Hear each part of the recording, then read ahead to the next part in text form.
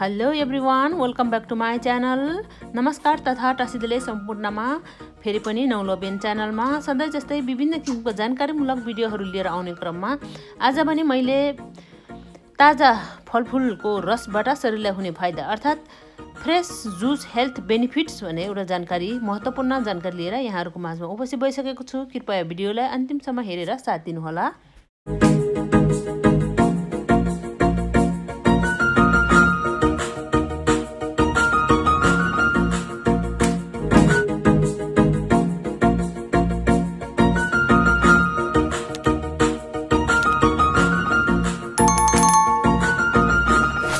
Welcome back again. सम्पूर्णलाई फेरि पनि स्वागत गर्न चाहन्छु। एन्ड जुन मैले आजको टाइटलको बारेमा यहाँहरूलाई जानकारी गरिसकेको थिएँ कि जुन ताजा फलफुलको रसबाट शरीरलाई गर्ने फाइदाहरूको बारेमा आज हामी छलफल गर्छौँ भनेर। पक्कै पनि आदरणीय दर्शकबिन, हामी जति कामको सिलसिलामा आफ्नो स्वास्थ्यको ख्याल गर्दैनौँ र हामीले के खाँदैछौँ, के खाँदाखेरि हाम्रो स्वास्थ्यलाई असर पार्छ भन्ने कुरा हामीलाई याद छैन।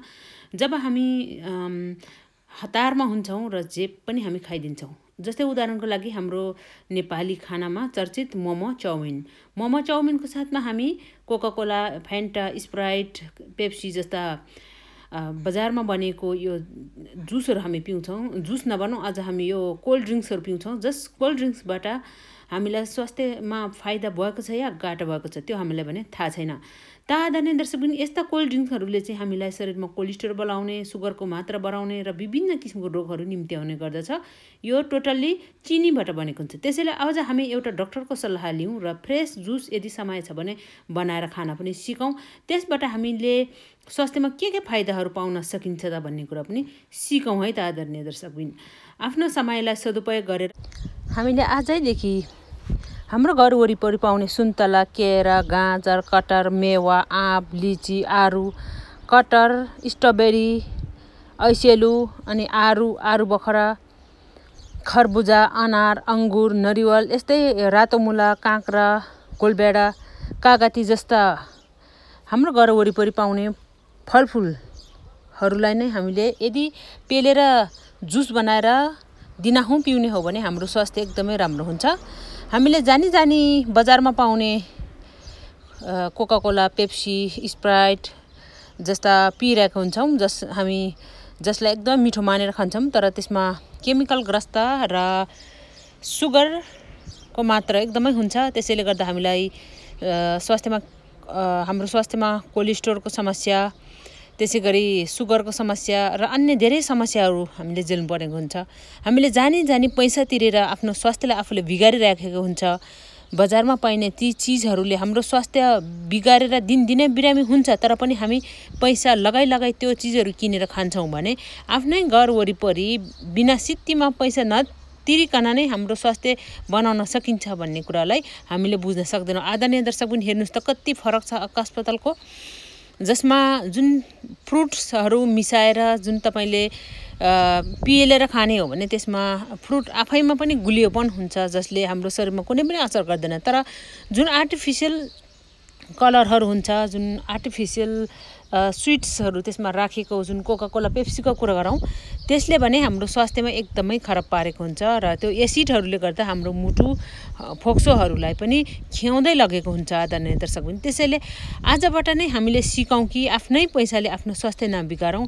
आफ्नो घर वरिपरि पाउने वस्तुहरू, जुन फ्रुटहरूले नै हाम्रो घर वरिपरि फल्ने गरेको जुन स्याउ, आरू, अम्बा जे छ त्यसले नै हाम्रो स्वास्थ्य बनाइराखेको हुन्छ।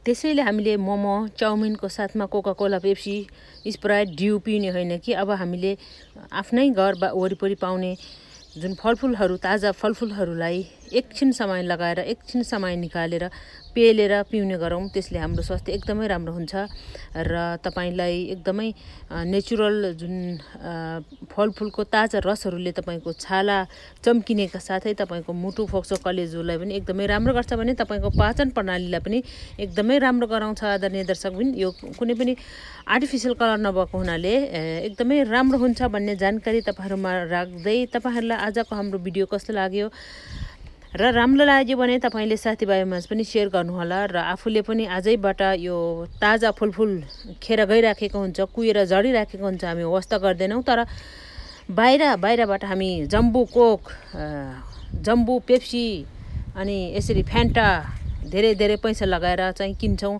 बिहे व्रतबन्ध पार्टीहरुमा पनि गाउँमा पनि आजभोलि त त्यस्तै चलन आएको छ त्यो चीजहरुले हाम्रो पैसा धेरै तानिराखेको हुन्छ र त्यो प्लास्टिकको बोतलहरुले गर्दा वातावरण पनि फोहोर बनाइरहेको हुन्छ तर आजबाट हामीले यो जुस बनाएर पिउने गरौं सबैले कुनै पनि वातावरण फोहोर पनि हुँदैन र हाम्रो स्वास्थ्य पनि एकदमै राम्रो हुन्छ भन्ने जानकारी आज मैले यो भिडियोबाट राखे फेरि नेक्स्ट टाइम आउने भिडियोमा म कुन फलफुलले कसरी शरीरमा काम गर्छ के काम गर्छ भन्ने कुरा प्रत्येक फ्रुटहरुको बारेमा म भिडियो लिएर आउने छु आजलाई भने यति नै तपाईहरुलाई आजको मेरो प्रस्तुति कस्तो लाग्यो राम्रो लाग्यो भने साथीभाइमा शेयर गर्नुहोला र तपाईले पनि आफ्नो प्रतिक्रिया कमेन्ट बक्समा कमेन्ट गर्नुहोला राम्रो नराम्रो कस्तो छ र कुनै कुरा तपाईलाई नमिलेको अर्थात सोध्न मन लागेको छ भने पनि कमेन्ट छोड्नुहोला भिडियो मन पर्यो भने एक लाइक गर्नुहोला र तपाई सधैं जोडिन चाहनुहुन्छ भने सब्स्क्राइब पनि गर्नुहोला भन्दै आजलाई बिदा हुन चाहन्छु यहाँको स्वास्थ्य एकदमै राम्रो होस् भन्ने कामना गर्दै हस्त धन्यवाद।